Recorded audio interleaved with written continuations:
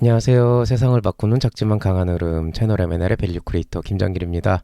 오랜만에 인사드립니다. 엊그저께보다 목소리가 조금 낮이기는 했죠. 아직 상태가 그렇게 좋지는 않은데 또 마감도 얼마 안 남아가지고 빨리 시작하겠습니다. 오늘 창업의 질 시간이고요. 초기 창업 패키지 사업 계획서 작성, 스토리텔링과 내용 구성 기초 표현 시작하겠습니다.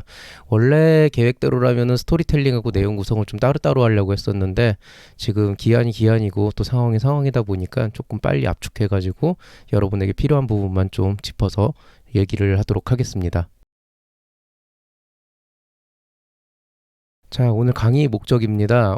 초기 창업 패키지 서식에 맞는 스토리텔링과 내용 구성을 알아본다라고 되어 있어서 기본적으로는 이제 스토리텔링 기법에 대한 부분들을 조금 더 짚어드리고 내용 구성을 어떻게 해야 될지 얘기를 할 건데 이게 예비 창업 패키지 강의 때랑은 조금 다를 거예요. 이제 다르다는 게 실제로 보면은 좀 구성 자체도 많이 다르고 좀 지향하는 바도 다르기 때문에 이제 예창패에 있는 거를 참고해서 초창패를 쓰셔도 뭐 전혀 문제는 없지만은 이건 좀 접근 방법이 다르기 때문에 그런 관점에서 요렇게도 한번 볼 수 있구나 요렇게 이해를 해주시면 되겠습니다. 참고로 말씀드리면 내용 구성 쪽에 예비 창업 패키지에 스토리텔링에서 썼던 내용들이 들어가 있어요. 그래서 조금 헷갈릴 수도 있는데 오히려 지금 상황에선 여러분한테는 이런 강의가 더 맞을 거라고 생각이 돼서 조금 방향을 바꿔봤습니다. 자, 오늘 강의 흐름입니다. 일단 기본적으로는 초기 창업 패키지에서 흔히 얘기하는 초기 창업자라고 하는 사람이 가져가야 될 소양이라는 게 과연 어떤 것인가, 일단 그 기본 방향성을 좀 짚어드려야 될 것 같고요. 그 다음에 이번에는 스토리텔링을 먼저 얘기를 해드릴게요. 그리고 내용 구성을 얘기를 해드릴 건데 이게 이유가 이 표준 사업계획서 양식의 어떤 취지나 형태 자체가 예비 창업 패키지랑 두 개가 똑같아 보이지만 실제로 안에 있는 써 있는 내용들을 보면 조금 차이가 있어요. 그래서 그런 관점을 조금 다른 쪽으로 이제 짚어드릴 거고, 그 다음에 오늘의 원픽에 대해서 말씀을 드리는 걸로 강의를 마무리하도록 하겠습니다.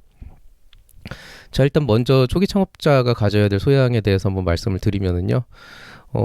일단 예비 창업자와 초기 창업자의 차이를 좀 봐야 될 것 같아요. 왜냐하면은 이게 굳이 비교를 해야 되나 싶을 수도 있는데 애초에 예비 창업 패키지하고 초기 창업 패키지가 어떤 연장선상에 있는 지원 사업이기도 하고 실제로 예창패를 준비하셔서 실제로 했던 많은 분들이 초창패로 넘어오기도 하고 또 초창패를 하시는 분들도 이번엔 처음 하시는 분들도 예비 창업 패키지나 이런 쪽 사업 계획서들을 굉장히 많이 참고를 하기 때문에 기본적으로는 두 개의 연관관계를 조금 가져가야 될 필요가 있다고요. 근데 어떤 부분은 조금 여러분이 제대로 알고 있는 것도 있지만 어떤 부분은 좀 잘못 알고 있는 부분들이 있어요. 약간 오해가 있는 부분들이 있는데 그걸 조금 짚어드릴게요. 자, 일단 예비 창업자하고 초기 창업자는 뭐가 다를까요?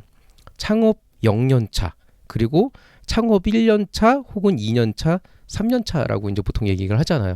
그러면은 결국에는 예비 창업자는 어떻게 규정이 돼 있어요? 사업자를 안 갖고 있는 사람, 지금 현재 사업자 등록이 안 돼 있는 사람, 그 사람의 이력이 물론 과거에 사업을 했던 적이 있었을 수도 있고 사업을 완전히 해본 적이 없었을 수도 있고 뭐 여러 가지 상황이 있겠지만 일단 현재 지원 시점 기준으로 그 해당 아이템으로 창업을 한 적이 없는 사람과 그 다음에 초기 창업자는 그걸로 이미 창업을 한 거죠.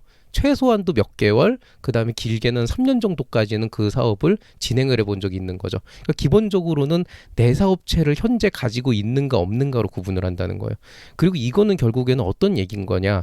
결국에는 실제 사업자 등록상으로 사업을 하고 그 내가 대표로 있는 회사를 가지고 있는데 그게 0년차 아무것도 없을 때랑 뭔가 1년 정도에 준하는 시간이 지나갔을 때의 그런 차이점이 있다는 거죠. 그러면 이제 보통 여기까지만 얘기를 하면은 대다수 어떻게 생각을 하냐면은 사업을 어쨌든 회사를 가지고 내가 그 예비 창업자 때는 계속 아이디어만 가지고 생각하고 뭐 미리 준비하신 분들도 있죠. 뭐 시제품도 만들고 시장 조사도 한 분들도 있는 거 다 알고 있는데 이제 그런 걸 빼버리고 순수하게 사업적 측면에서 보면은 그래도 초기 창업자가 요만큼은 더 했을 가능성이 있으니까 몇 개월이라도 더 뭔가를 실제 시장에서 해보고 뭔가를 만들어보고 돈을 써보고 했으니까 그런 것 때문에라도 초기 창업자가 예비 창업자보다 훨씬 더 나아야 되지 않을까라고 하는데 실제로 예비 창업자와 초기 창업자를 동일선상에다 놓고 비교하면 당연히 예비 창업자가 더 경쟁에서 밀릴 수밖에는 없어요. 왜냐하면 어쨌든 몇 개월이라도 조금 더한 사람이 좀 더 더하는 건 사실이니까. 그렇지만 한 1년 정도 사업을 했다고 해서 바뀌는 게 생각보다 그렇게 많지 않아요. 그러니까 여러분이 이거를 되게 여기에 이 시간의 괴리감에서 되게 그 스트레스를 많이 받아요. 그 무슨 얘기냐면은 본인 스스로가 그 압박감을 받고 있어요. 초기 창업 패키지 내려고 하면은 뭐 특허가 있어야 된다. 뭐 아니면은 뭐 무슨 그 매출이 나와야 된다더라. 아니면은 그게 아니더라도 그에 준하는 어떤 KPI가 달성이 돼서 내가 이미 이 사업에서 어떤 성과나 대단한 뭔가를 딱 이루고 있어야 된다더라. 약간 이런 형태의 그런 이제 그 압박감을 받고 있다는 거죠. 근데 실제로 여러분이 스트레스를 받는 이유가 있어요. 작년에 예창패를 해봤거나 아니면 재작년에 예창패를 해서 이번에 초창패 준비하시는 한 창업 1년차, 2년차 되는 분들은 너무 잘 알고 있거든요. 생각보다 매출을 내는 게 쉽지가 않고 생각보다 사업을 시작을 했는데 그거를 뭔가 가시적인 결과로 끌고 나가기에 아주 일부 몇몇을 제외하면 1년, 2년은 턱없이 짧은 기간이에요. 그러니까 무슨 얘기냐? 1년 사이에 생각보다 많이 안 바뀌어 있다는 얘기예요. 그러니까 무슨 얘기냐면은 사업 계획서 상으로 예비 창업자, 초기 창업자가 크게 달라지는 부분들이 생각보다 많지 않아요. 어떻게 보면은 정부 지원 사업에서 평가를 하거나 이런 사업 계획서를 내라고 할 때, 당신들이 달라져 있어야 된다. 뭔가 발전이 있어야 된다라는 식으로 해서 약간 그 피라미드 구조에서 이제 위쪽만 뽑아내겠다라고 하는 어떤 그 얘기를 하면서도 허울 좋은 얘기로는 그냥 뭐 가능성이 있는 그런 회사도 된다. 매출 필요 없다. 이렇게 얘기를 하지만은 실상은 사업계획서 양식도 그렇고 평가하는 것도 그렇고 지원 사업에서 뭐 이런 걸 하라는 컨설턴트는 이런 사람들도 결국에 맨날 보면은 뭐 매출 있어야 되지 않냐 사업했는데 이런 식으로 이제 얘기를 끌어가는 거죠. 근데 실상적으로는 보통 초기 창업 패키지 낼 정도로 준비하시는 분들은 열심히 사업을 해온 거는 사실이지만 그렇지만 남에게 보여주는 어떤 가시적인 것들이 없는 경우도 꽤 있다는 거예요. 그리고 그게 이상한 건 아니라는 거죠. 왜냐하면은 하다 보면은 우선순위를 어디에 두는가에 따라서 사실은 사업의 내실 자체는 다져지지만 가시적으로 보이는 건 없을 수도 있거든요. 근데 이제 이런 것 때문에 실제로는 보통 예창패를 준비하시는 분들이 저희 학교에서 우리 학생들 같은 경우에 이제 저의 어떤 그 멘토링을 받으면서 실제 성장하는 친구들 같은 경우에는 애초에 창업 사업 계획서 쓰고 1년차 시작하는 그 시점부터 다음에 청창사나 초기 창업 패키지 준비하는 그 기간까지 사실은 어느 정도 가시적인 KPI를 만들도록 실제로 지도를 해요. 왜냐하면 그렇게 하지 않으면 이 친구들이 당장 내년에 성과가 안 나올 게 보이는데 이거 적어도 한 2, 3년은 계속 끌고 가야지 보일 것 같은데 당장 내년도에 예산 끊기면 안 되니까 일단은 그런 식으로 뭔가 조금 포트폴리오를 좀 거기 맞춰가지고 마일스톤을 짜긴 한단 말이에요. 근데 대다수는 그렇게 못하는 거죠.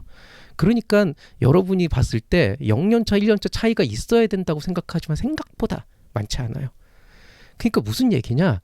0년차와 1년차의 사업계획서가 양식은 다를 수밖에 없지만 뭐 그래도 요만큼은 낮았을 테니까 요만큼이라도 경험을 다 했을 테니까 조금은 다른 사업계획서를 쓰라고 하긴 하지만 그렇지만 사실은 대동소이하다는 거예요. 예, 크게 차이가 없어요. 그리고 이거를 심사위원들도 너무 잘 알아요.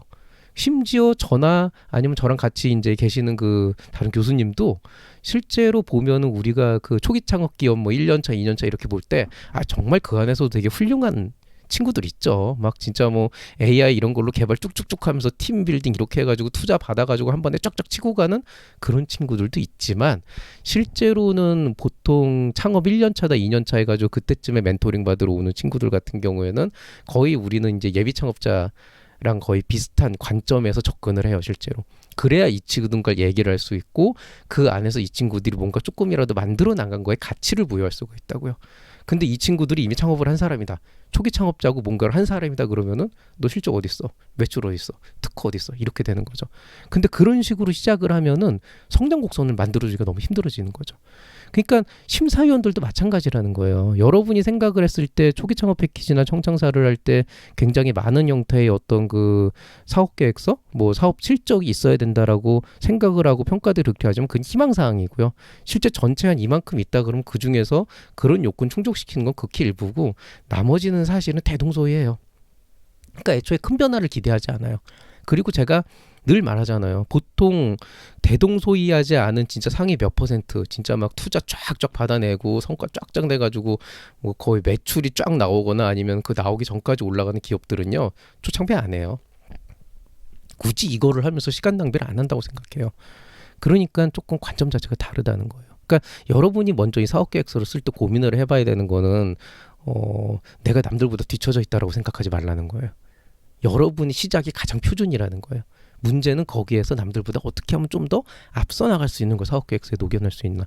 그게 기본적으로 여러분이 사업계획서를 쓸 때 가져야 되는 어떤 그 가시감이라는 거죠. 물론 거기에 일부 매출 실적이 있다거나 그러면은 조금 더 도움이 되는 건 사실인데, 근데 이제 문제는 뭐냐면은 결국에는 그럼에도 불구하고 만약에 초기 창업 패키지에 심사를 가는 사람들이다라고 얘기를 하게 되면은 그런 건 있어요. 그러니까 저는 예창패 심사하러 갈 때도 초창패 심사하러 갈 때도 아 여기는 예비 창업자니까 뭐 요래야지, 여긴 초기 창업자니까 이만큼 하지 않을까, 그런 기대는 안 해요.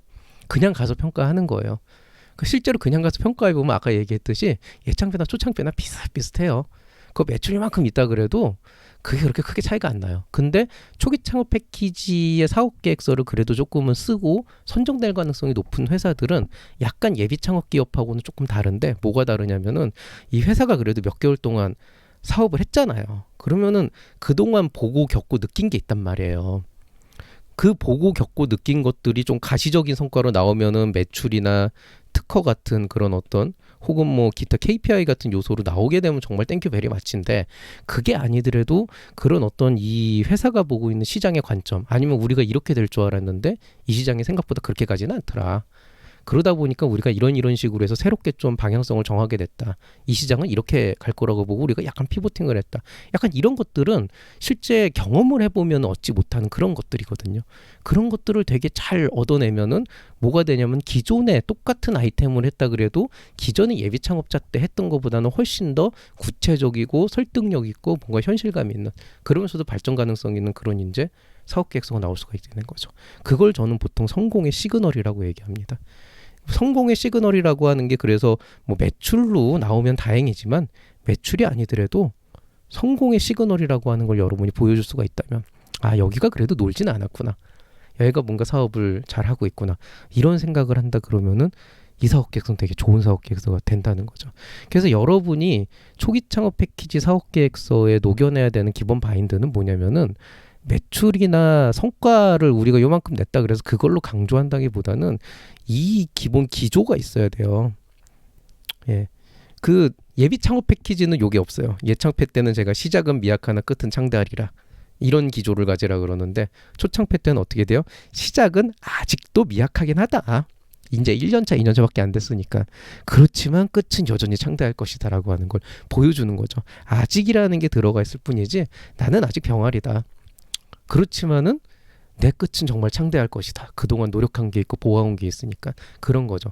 차라리 여기에다가 엄하게 우리가 뭐 매출 이미 얼마 냈는데 뭐 이거 가지고 뭘 할 거고 우리 매출 나왔으니까 짱이네, 이런 식으로 적는 것보다 이렇게 막 대단한 것처럼 보이면서 실속 있는 경험은 하나도 없고 시야도 아무것도 없고 그냥 우리 돈 벌었어 이렇게 보여주는 것보다는 훨씬 더 여러분이 그 성장 가능성이나 이런 것들을 그간의 어떤 경험을 살려가지고 설득력 있는 그런 사업 계획서를 쓰면은 사실은 굉장히 좋은 사업 계획서가 될 수가 있다는 거예요.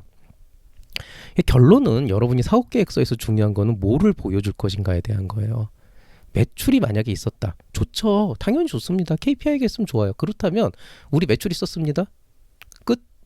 우리 매출 냈으니까 됐네, 이게 아니고 우리가 매출을 냈다, 얼마를, 이게 뭘 의미하는가. 매출 1,000만 원 나왔다, 1,000만 원이 중요한 게 아니고 이 매출 1,000만 원이 우리에게 의미하는 게 무엇이냐, 시장에서 고객들이 우리 제품을 어떤 식으로 반응을 하고 어떤 목적으로 사고 있는 걸 우리가 파악을 했고 이걸 바탕으로 어떻게 뻗어나갈 것이냐, 그 의미하는가를 보여줘야 되는 거지. 매출 우리가 3천 나왔다, 끝. 우리 이미 매출 성과 이렇게 나왔다, 적고 그냥 끝. 그럼 막 와 매출 나왔으니까 뽑아줄 거야, 절대 안 그런다는 거야.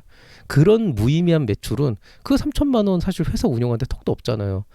그게 1억이면 뭐예요? 뭐 직원이 예를 들어서 뭐 한 10명 있다? 그럼 그 1억 그거 인건비도 안 되는 거예요. 실제로 보면은 그 예전에 그 굉장히 유명한 그 학교 안에 있는 그 유튜브 크리에이터 그 집단 하나 있었어요. 그 친구들이 실제로 한 달에 광고 수익이 10만 넘어가면서 700, 800 나왔거든요. 근데 직원이 거기가 15명인가 그래요. 그러면은 한 달에 7, 800 나와도 그 7, 800에서 원가 다 제외하고 그걸 순수하게 쪼개갖는다고 해도 1인당 얼마예요? 한 50만 원 돌아가나요? 60만 원 돌아가나? 그렇게 되는 거예요, 실제로. 인건비도 안 나오는 일인 거예요, 실제로는. 그러니까 매출의 금액이 중요한 게 아니고 그 매출이 의미하는 바예요. 매출이 우리 회사의 사업과 이 아이템에서 의미하는 바, 그리고 이 매출을 바탕으로 내가 가져가려고 하는 방향성, 그거를 보여줘야 되는 거고, 매출이 없다면 혹은 다른 KPI 같은 요소가 없다면 그럼 나는 지금까지 해왔던 경험과 지식을 바탕으로 무엇을 보여줄 수 있는가? 만약에 실패를 했다면 내가 작년 한 해 동안 진짜 시원하게 삽질을 했다면 과연 나는 앞으로 무엇을 보여줄 수 있는가? 그런 것들을 한번 고민을 해보라는 거죠. 자, 그럼 이제 두 번째 얘기로 넘어갑시다. 그럼 과연 표준 사업 계획서라고는 이번에 새로운 서식에서 스토리텔링이라는 건 어떤 식으로 가야 되냐라고 하는 건데, 이제 요게 이제 그 이번 표준 사업 계획서의 초기 창업 패키지 사업 계획서 작성 참고 매뉴얼이에요. 변경 사항을 보면은 여기 예창편에 다릅니다. 예창패는 뭐가 다르냐? 자, 초창패에는 뭐라고 되어 있냐면은 예창패 없는 글이 있어요. 예창패에서는 뭐 전체적으로 봤을 때 단계별 예비 창업자들이 다 할 수 있는 그런 일반적인 사업 계획서, 이 사업 계획서를 쓰면서 교육적인 의미도 뭐 함유하겠다. 그 사람들이 자동적으로 공부를 할 수 있도록 하겠다. 뭐 이런 뭐 거창한 얘기를 해놓고 실속은 하나도 없는 그런 걸 적어놨는데, 표준 사업 계획서 초창패는 그렇게 안 적어놨어요. 뭐라고 해놨냐면 전체적인 스토리텔링이 될 수 있도록이라는 게 명시가 돼 있어요. 무슨 얘기냐면은 뭐 바꿨는데 바꾼 이유가 전체적인 스토리텔링이 될 수 있도록 바꿨다 이렇게 해놓고, 그래서 서식에 따라서 쓰다 보면 자연스럽게 스토리텔링이 되는 그런 사업계획서를 우리가 구성을 했다. 그래서 본문 내용을 보면은 스토리텔링의 관점에서 왜 개발을 생각했는지 이유를 제기하고, 경쟁력 있는 역량으로 차별화 방안을 얘기하고, 문제를 해결할 솔루션을 얘기하고, 어떻게 만들고 팔 건지, 소요자금 자금 조달 방법을 얘기하고, 팀 및 파트너를 통한 실행 역량을 얘기하고, 이런 식으로 하면은 이런 과정으로 진행함이라고 여기 명시가 돼 있죠. 여기 제가 이렇게 딱 해놓을게요. 과정으로 진행함 이렇게 명시가 되어 있습니다. 자, 근데 여기서 여러분 짚고 넘어가야 될 게 있어요. 일단 뭐 다른 건 뭐 둘째 칩시다. 여기서 짚고 넘어가는 딱 하나, 바로 뭐냐? 요거 문제 제기, 차별화 방안, 필요성, 개발 계획, 사업화 계획, 자금 계획, 역량. 요거요. 요거 예창패에서도 똑같이 요거예요. 예. 그러니까 뭐냐면은 뭐 스토리텔링 어쩌고 복잡하게 얘기했는데 이거 예창패도 똑같이 써야 되는 내용이에요. 그러니까 결과적으로는 여러분이 뭐 초창패다 예창패다 이렇게 구분을 해가지고 사업계획서가 달라질 거라고 생각하는데 이거 예창패도 똑같이 들어가요. 그래서 제가 했던 예비 창업 패키지 사업계획서 쓰는 강좌를 보면은 초기 창업 패키지로 완벽하게는 아니지만 비슷하게 나올 수가 있다는 얘기예요. 그러니까 별로 달라진 게 없어요. 근데 사실은 여기서 더 문제는 이게 아닌 건데, 일단 다음 페이지로 넘어가 볼게요.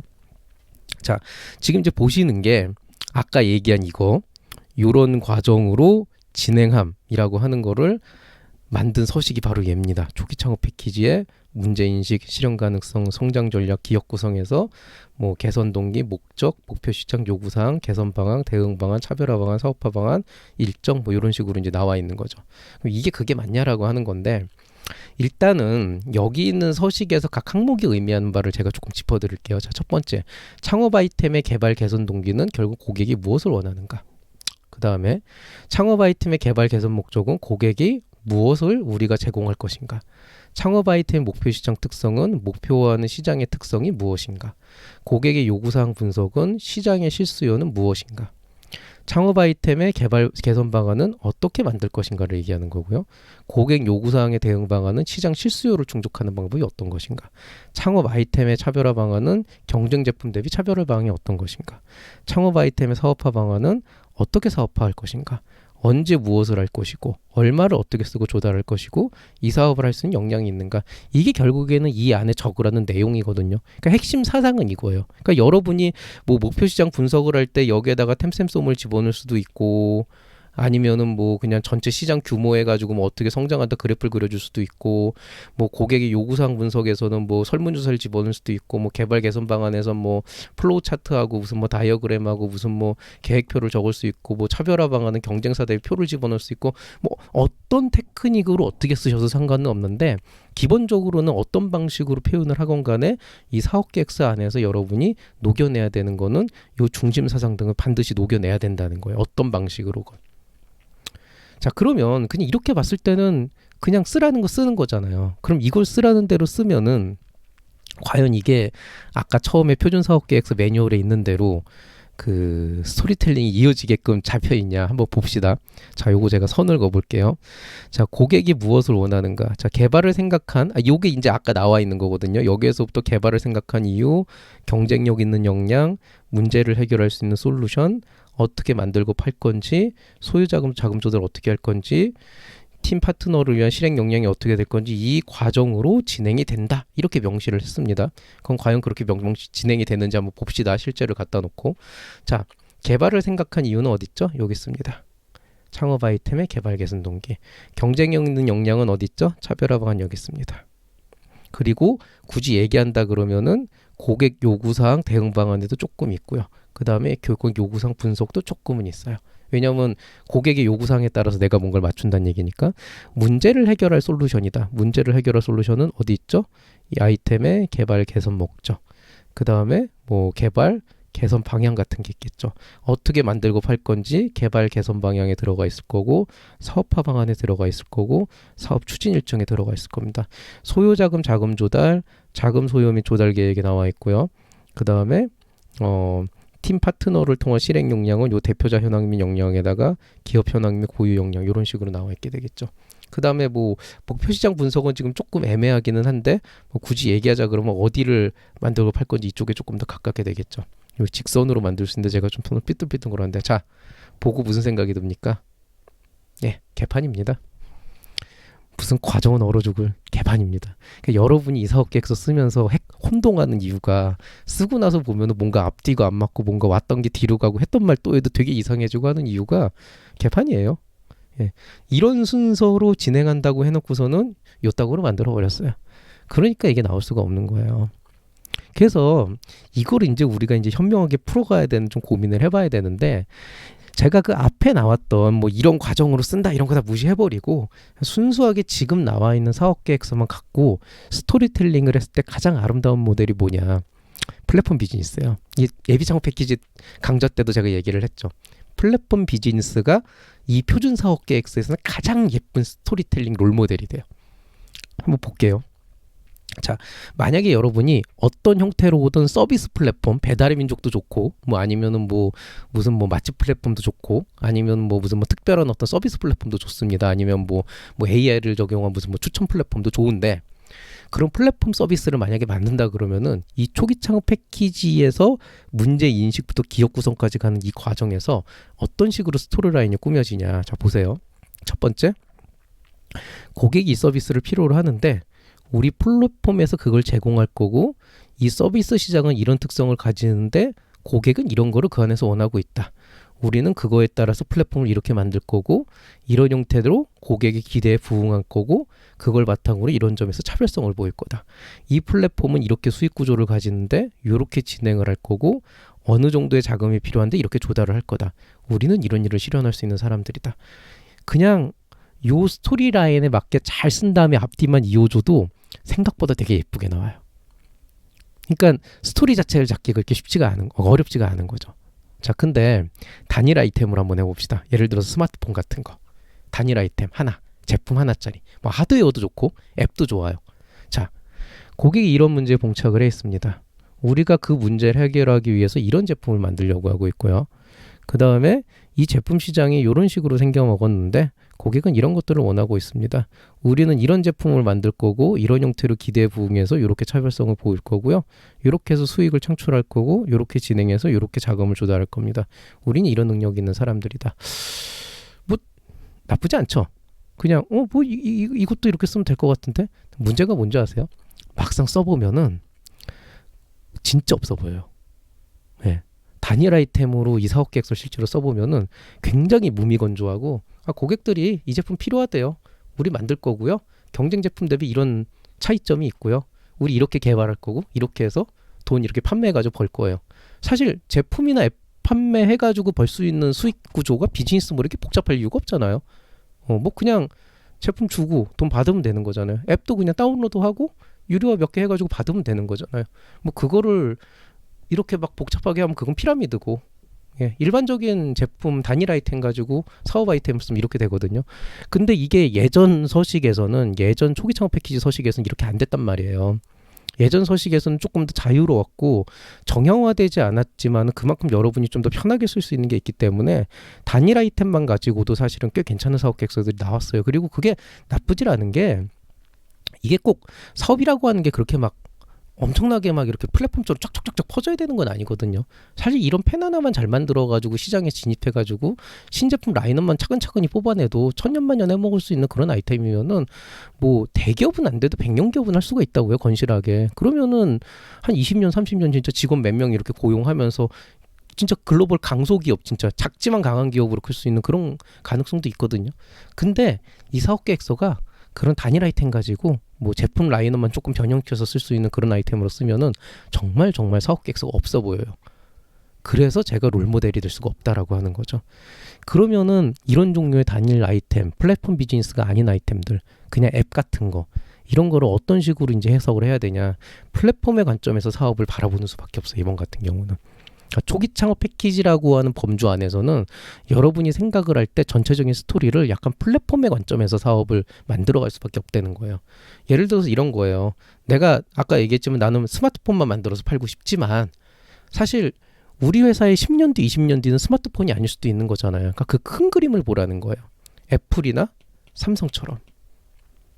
그러니까 뭐냐면 예를 들어서 애플 같은 경우에도 아이폰만 파는 거 아니잖아요. 뭐 아이맥도 있고 뭐 맥북도 있고 뭐 아이패드도 있고 아이폰도 있고 여기 또 합쳐가지고 나중에 지금 뭐 애플카 같은 것도 만든다 그러고 어떻게 보면은 소프트웨어 회사이긴 한데 애플이 iOS 기반의 그런 이제 어떤 하나의 큰 뭔가를 하겠다고 하는 거지만 하드웨어적으로도 뭔가 하나의 그 큰 하나의 그 네트워크를 그린 카테고리를 그리고 있는 거고 삼성도 보면은 뭐 스마트폰만 만드는 게 아니고 뭐 냉장고 뭐 해가지고 이거 다 엮어가지고 어떤 하나의 그 커넥티드 세상을 만들잖아요.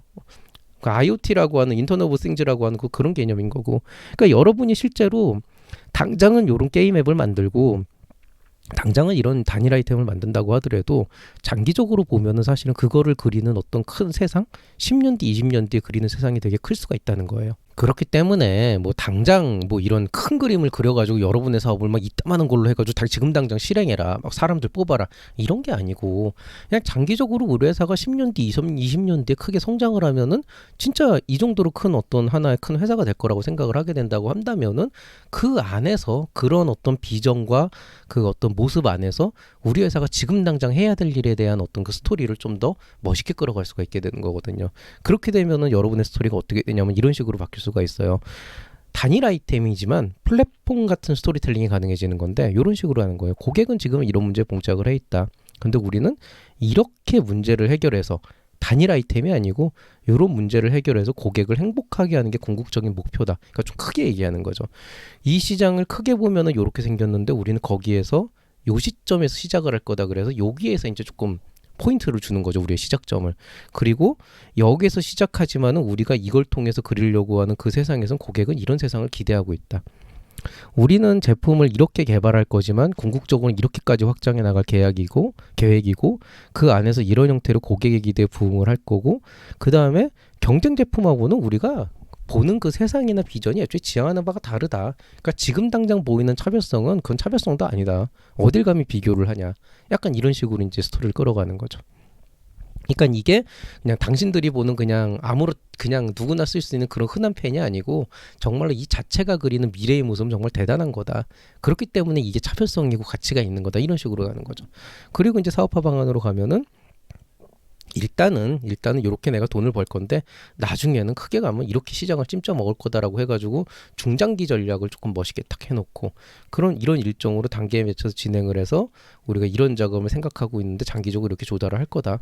그리고 이제 현황 및 보유 역량에선 우리가 사실 능력자들인데 엄청난 야망을 갖고 있는 이런 역량이 있는 사람들이다. 이런 식으로 스토리를 끌어가는 거죠. 이러면은 아까 얘기했던 일반적인 플랫폼 비즈니스처럼 굉장히 어떤 그 큰 그림을 그릴 수 있는 그런 사업 계획서가 나오게 되는 거죠. 그러니까 이거는 좀 약간 테크닉에 관련된 문제예요. 여러분 사업을 그렇게 만들라는 게 아니고 여러분의 사업의 가치를 그냥 지금 당장에 있는 가치만 보여주는 게 아니고 미래의 어떤 그 성장 가능성을 같이 보여주라는 거예요. 그리고 실제로 그렇게 생각을 해야 스타트업으로서 J커브를 그릴 수 있는 것도 맞고요, 사실은. 그러니까 그런 식으로 한번 좀 방향성을 좀 설정을 해보라는 거죠. 결국에는 이 표준 사업 계획서의 핵심은 겁나게 멋진 사업을 하라는 건데 요거 욕인 줄 알고 계시는 분이 있는데 요거 겁나게 멋있는 사업을 하라는, 뭐 알아서 들으십시오. 겁나게 멋진 사업을 하라는 거예요. 이게 사실은 이번 표준사업계획서 바뀐 거에서 담당자가 누군지 모르겠지만은 중기부가 됐든지 창지원이 됐든지 어떤 미친 담당자인지 모르겠지만은 이 사업계획서 전체에서 뚝뚝 흘러내리는 건 스토리텔링이 아니고 이거에 맞춰가지고 사업계획서를 쓰라는 거예요. 실제로는 진짜 겁나게 멋진 사업을 해야지 우리가 지원할 수 있다 이렇게 되는 거죠. 되게 위험성이 큰 발언이에요. 실제로는 이거. 왜냐하면은 이렇게 계속 멋있는 사업만 하면은 그만큼 폐업률이나 망할 확률도 되게 높아지고요. 그 다음에 그 자잘하게 살아남는 기업들이 선정이 안 되니까 사실은 지원받기 또 쉽지 않아지는 부분들도 있을 거고. 그리고 또 이제 문제가 뭐냐면은 보통 이렇게 되면은 소수의 몇몇 살아남는 기업들이 그 밑에서 살아남지 못한 다른 기업들을 흡수해가지고 이쪽에서 그 뭐냐 이렇게 그 어떤 그 성장한 그 가치를 밑으로 이렇게 뿌려주는 이런 이제 그래프를 그리게 되거든요. 이게 바로 뭐냐 전형적인 낙수 효과입니다. 예, 지난 수년간 계속 우리나라의 고질적인 산업 구조와 병폐와 문제를 갖고 있던 이 낙수 효과를 조장을 하고 있는 건데 뭐 그렇다는 겁니다. 뭐 아닐 수도 있죠. 자, 그러면 이제 표준사업계획서와 내용 구성 방법에 대해서 한번 알아보겠습니다. 뭐 스토리텔링에서 기본적인 방향성은 이런 식으로 가야 된다라는 걸 보시면 되겠고요. 자, 표준사업계획서의 이제 내용 구성이라고 하는 걸 보면은 기본적으로는 각 항목의 이야기 흐름에 따라서 내용을 구성을 하시면 되는데 요거를 조금 특이하게 제가 예비 창업 패키지에서 스토리텔링 했던 거를 바탕으로 조금 얘기를 한번 해드릴게요. 자, 초기 창업 패키지에 있는 그 세부적인 항목들을 보면은 문제인식, 실현 가능성, 성장 전략, 기업 구성에 1-1, 2, 3, 4, 2-1, 2, 3, 3-1, 2, 3 이런 식으로 돼 있어서 그 밑에 이제 세부 항목은 이런 식으로 이제 구성이 돼 있습니다. 그냥 쓰시면 돼요. 제가 여기에 대해서 굳이 테크닉적인 부분들을 안 다루는 이유는 제가 이제 확진이 돼가지고 며칠 이제 목소리도 안 나오고 해서 뻗어 있는 사이에 이미 뭐 수많은 유튜브 채널에서 테크닉적인 부분들이나 어디에 뭐를 집어넣고 표를 어떻게 하고 이런 것들을 되게 많이 강의를 했어요. 뭐 1시간짜리 강의도 있고 해가지고 그거 보고 그냥 거기서 쓰라는 대로만 써도 이 내용 채우는 데는 크게 지장은 없습니다. 또 매뉴얼에 쓰라는 대로 그냥 써도 그 내용은 채워져요. 그러니까 제가 이제 여러분한테 도움을 드릴 거는 그 내용을 채우는 게 중요한 게 아니고 그 내용들의 연결고리를 찾아주는 거잖아요. 그래서 요거 이제 초창패랑 예창패랑 약간 비슷한데 이 1-1부터 1-4 해서 4-1까지 가는 이 라인들을 보면은 이것도 예창패랑 똑같아요. 딱 여기 2-1을 기점으로 해서 개발 개선 동기와 목적과 시장 분석과 개발 방안까지 하면은 기본적으로 사업의 전반적인 내용들 여기서 다 할 수가 있어요. 그리고 이 뒤쪽 부분들은 이 전반적인 내용들을 구체화시키는 뭐 어떻게 차별화할 거고 어떻게 사업화할 거고 구체적으로 일정 어떻게 짤 거고 계획 어떻게 할 거고 역량 어떻게 되고 이거는 구체적으로 설명을 하는 부분이잖아요. 그러니까 기본적으로 이런 큰 흐름을 갖고 있다는 거죠. 다만 이제 초기 창업 패키지가 예비 창업 패키지하고 조금 다른 부분은 예창패는 이게 없었는데 초기 창업 패키지가 고객 요구사항 분석과 고객 요구사항 대응 방안을 이만큼 떨어뜨려 놔가지고 실제로 이제 읽어보다 보면 여기 한 2페이지 정도 차이가 나는데 사실은 이 요구사항 분석은 대응 방안하고 바로 이어져야 조금 더 임팩트가 있거든요. 근데 이거를 그냥 뜬금없이 였다 갔다 놨는데 이거 막상 아까 얘기했던 스토리텔링들을 고객이 이걸 요구한다라고 해서 써보면은 되게 뭔가 실제로 써놓고 나서 보면 되게 좀 어색해요. 그래서 이거 어쩔 수 없어요. 그냥 이렇게 정해놓은 거니까 이거를 바꿀 수는 없고 얘만 이쪽하고 보내서 얘랑 연결시킨다. 요거 두 개는 어떻게든 연결시킨다. 그러니까 얘는 좀 빼놓고 나머지만 놓고 나서 보자. 그러니까 뭐냐면은 앞부분에서 1-1, 1-1-3, 2-1 요것만 놔보고 그 다음에 뒷부분에서 2-2, 2-3, 3-1, 3-2, 3-3, 4-1, 4-에 요 1-4는 여기로 보내놓고 이렇게 한번 놓고 생각을 해보면은 요 파트는 사업의 모든 것을 알 수 있는 부분이고 그 다음에 요 파트는 사업을 구체적으로 설명하는 부분이고 이런 식으로 이제 진행이 된다는 거죠. 그러니까 전체적인 흐름을 봤을 때 여기를 기점으로 해서 이렇게 양쪽이 나뉜다. 그러니까 기조 자체가 어떻게 되냐면은 앞부분에선 사업에 대해서 이해시키는 목적으로 글을 써주시면은 조금 더 요 스토리 라인이 잘 이어질 것이고 다만 얘만 이제 따로 빼가지고 나중에 일로 보낸다고 연결한다고 생각을 하고 그 다음에 뒷부분에서는 구체적인 내용을 설명한다는 내용으로 이렇게 이어준다 그러면은 스토리 라인이 자연스럽게 생각보다 이어져요. 그래서 그런 식으로 조금 크게 두 카테고리로 쪼개시면 돼요. 결론적으로 얘기하면은 이 빨간 부분들은 이제 감성의 영역, 네, 파란 부분들은 이성 영역이라고 저는 얘기를 하는데 결국에는 빨간 부분 안에서는 사업의 전반적인 모습과 함께 내가 정말 이 사업을 통해서 이루고 싶은 세상 그 진정성을 보여주는 데 최선을 다하시고요.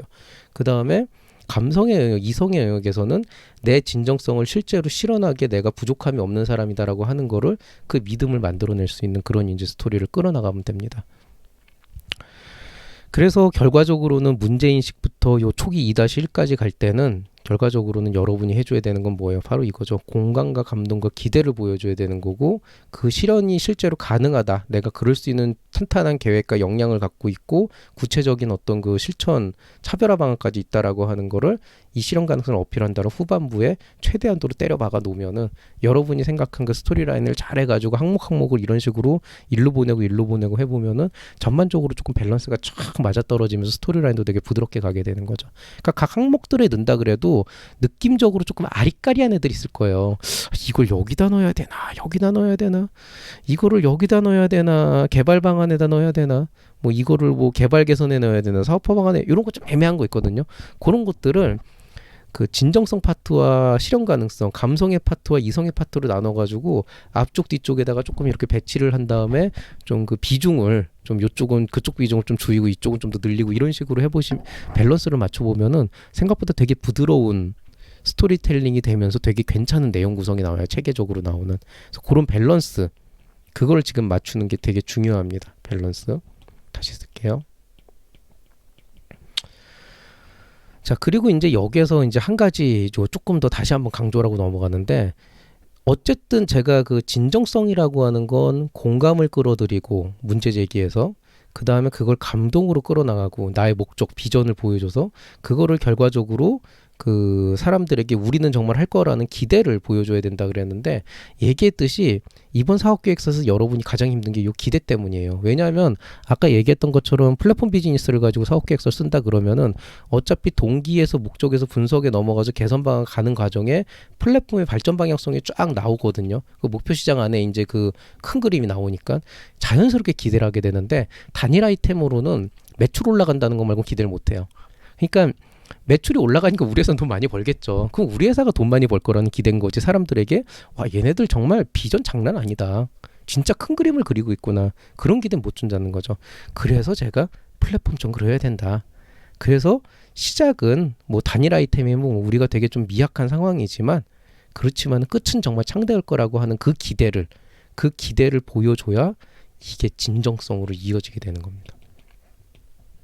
그리고 그걸 보여주기 위해서 여러분이 여태까지 사업을 하면서 느꼈던 것들, 경험했던 것들을 다 살려야 되는 거예요.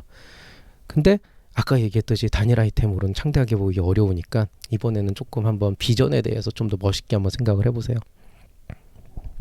자, 이제 그게 끝나고 나면은 이제 테크닉이죠. 그러니까 구체적으로 내가 이제 어떤 식으로 이거를 쓸 거다. 그러니까 고객이 어려움을 겪고 있고 난 이걸 정말 해결하고 싶고 고객과 이렇게 소통을 할 거고 뭐 이렇게 하면 부자 될 수 있고 진행할 거고 막 이런 어떤 구체적인 내용들이 이제 나와야 되는데 요거는 순수하게 테크닉의 영역이고 요 부분부터는 심화편에서 진행을 하도록 하겠습니다. 뭐 테크닉 쪽이니까 당연히 좀 여러분도 좀 그 신경 써서 봐야 되는 부분인 것도 사실이고 그다음에 뭐 한 번에 이거를 다 해드리기도 힘들고 그리고 사실 이런 거는 특강이 맞죠. 예. 그래서 여기서부터는 특강으로 조금 더 구체적인 어떤 기법이나 테크닉을 이용해 가지고 어떻게 구성할 건지 예시를 들어서 다음 시간 내일 저녁이 되겠죠. 그때 한번 강의를 해드리겠습니다. 그러면은 이제 화요일 저녁이니까 수요일하고 목요일까지 해가지고 풀로 채우면은 그럴듯한 사업계획서 하나 만들 수는 있을 거예요. 자, 오늘의 원픽입니다. 최근에 여러분뿐이 아니고 그 우리 제자들까지 합쳐가지고 초기 창업 패키지 사업계획서 이제 초안을 보내는 제자들이 꽤 있었어요. 조금 어떤 게 느껴지냐면은 초조해하고 있구나, 조급해하고 있구나라는 게 되게 느껴져요. 예. 그냥 뭐 누구 특정한 사람이 아니고 다 그래요. 약간 어떤 압박감이 있냐면 이거 못 받으면 안 되는데. 이거 이렇게 해서 꼭 받아야 되는데 이제 며칠 안 남았는데 이제는 빨리 뭐 해야 되는데 근데 아직 남들이 뭐 했다 뭐 멋있게 나오는 그것만큼 안 나오네. 이거 매출도 없는데 어떻게 하지? 이런 조급함 때문에 해야 될 말 본인이 머릿속에 담고 있는 말도 제대로 못 쓰고 있는 경우가 너무 많아요. 근데 제가 몇 번을 선문답하듯이 던져주고 힌트를 주고 얘기를 유도하려고 해도 머리가 안 돌아가더라고요. 이제 마음에 다치기 시작한 거예요. 이제는. 근데 조급하면 안 됩니다. 예, 아직 이틀 3일 남았고요. 표현은 나중에 밤을 새서라도 할 수가 있으니까 지금은 할 수 있는 모든 능력을 총동원해서 여러분 머릿속에서 소비자들한테 고객에게 하고 싶은 말, 심사위원들한테 하고 싶은 말을 다 끄집어내야 돼요. 예. 만약에 정말 답답해서 미치겠으면 차라리 그냥 밖에 나가서 커피 한 잔 마시면 좀 쉬다 오세요. 산책을 하든지. 머리가 정리가 안 되니까 그렇거든요. 조급해하지 마시고 머릿속에 있는 내용들을 최대한 끌어낸다. 그리고 거기에 필요한 자료들을 합쳐서 그림을 좀 예쁘게 그려서 예쁘게 그려낸다 라고 하는 걸로 좀 큰 그림을 그리면서 만들어가면 될 것 같습니다. 조급함에 마음을 뺏기면 될 일도 안 되는 법이니 조금은 뭐 급할수록 돌아가라는 말이 이때 있는 거잖아요. 조금은 10분 20분이라도 조금 쉬고 잠깐 눈이라도 붙이고 한번 시작을 해보세요. 그게 여러분한테 더 도움이 될 겁니다. 뭐 나중에 밤새면 되잖아요. 자, 오늘 강의는 여기서 마치도록 하겠습니다. 잘 들으셨으면 구독과 좋아요 눌러주시기 바라고요. 모두들 이제 며칠 안 남은 시간 동안 초기 창업 패키지 잘 준비해서 끝까지 완주하시기를 바라겠습니다. 창업가 여러분의 성공을 기원하면서 저는 이만 인사드리겠습니다. 이상 채널의 배널의 밸류 크리에이터 김장길이었습니다. 여러분 사랑합니다.